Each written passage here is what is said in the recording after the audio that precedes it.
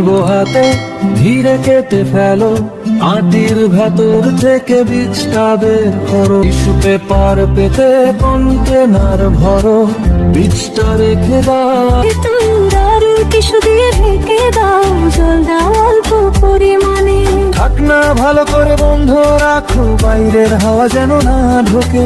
7 দিন পরে খুলে দেখো, নতুন আশা যেন জেগে ওঠে। আমের বীজ, আমের বীজ, গাছ হবে ধীরে ধীরে। আমের বীজ, আমের বীজ, সবুজ হবে আবার।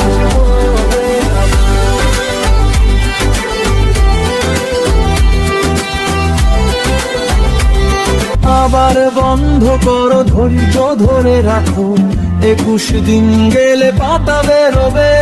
ছোট ছোট পাতা একটু একটু করে বেঁচে উঠবে বীজটা নতুন আলো।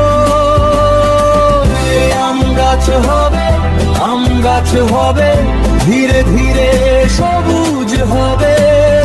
আম গাছ হবে। 30 দিন পরে আবার দেখো, ছোট্ট পাতা উঠছে।